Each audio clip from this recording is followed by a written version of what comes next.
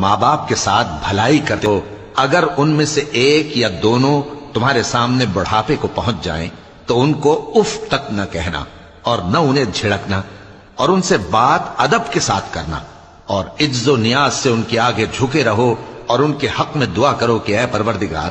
جیسا انہوں نے مجھے بچپن میں شفقت سے پرورش کیا ہے تو بھی ان کے حال پر رحمت فرما، جو کچھ تمہارے دلوں میں ہے تمہارا پروردگار اس سے بخوبی واقف ہے، اگر تم نیک ہوگے تو وہ رجوع لانے والوں کو بخش دینے والا ہے، اور رشتہ داروں اور محتاجوں اور مسافروں کو ان کا حق ادا کرو، اور فضول خرچی سے مال نہ اڑاؤ کہ فضول خرچی کرنے والے تو شیطان کے بھائی ہیں، اور شیطان اپنے پروردگار کی نعمتوں کا کفران کرنے والا یعنی ناشکرا ہے۔ اور اگر تم اپنے پروردگار کی رحمت یعنی فراخ دستی کے انتظار میں جس کی تمہیں امید ہو ان مستحقین کی طرف توجہ نہ کر سکو تو ان سے نرمی سے بات کہہ دیا کرو،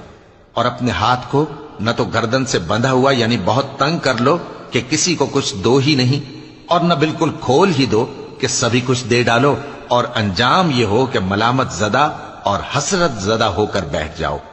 بے شک تمہارا پروردگار جس کی روزی چاہتا ہے فراخ کر دیتا ہے، اور جس کی روزی چاہتا ہے تنگ کر دیتا ہے، وہ اپنے بندوں سے خبردار ہے اور ان کو دیکھ رہا ہے۔ اور اپنی اولاد کو مفلسی کے خوف سے قتل نہ کرنا، کیونکہ ان کو اور تم کو ہم ہی رزق دیتے ہیں، کچھ شک نہیں کہ ان کا مار ڈالنا بڑا سخت گناہ ہے۔ اور زنا کے پاس بھی نہ جانا کہ وہ بے حیائی ہے اور بری راہ ہے، اور جس جاندار کا مارنا اللہ نے حرام کیا ہے اسے قتل نہ کرنا مگر جائز طور پر یعنی بفتوائے شریعت، اور جو شخص ظلم سے قتل کیا جائے ہم نے اس کے وارث کو اختیار دیا ہے کہ ظالم قاتل سے بدلہ لے، تو اس کو چاہیے کہ قتل کے قصاص میں زیادتی نہ کرے کہ وہ منصور و فتح یاب ہے، اور یتیم کے مال کے پاس بھی نہ پھٹکنا مگر ایسے طریق سے کہ بہت بہتر ہو، یہاں تک کہ وہ جوانی کو پہنچ جائے، اور عہد کو پورا کرو کہ عہد کے بارے میں ضرور پرسش ہوگی، اور جب کوئی چیز ناپ کر دینے لگو تو پیمانہ پورا بھرا کرو، اور جب تول کر دو تو ترازو سیدھی رکھ کر تولا کرو،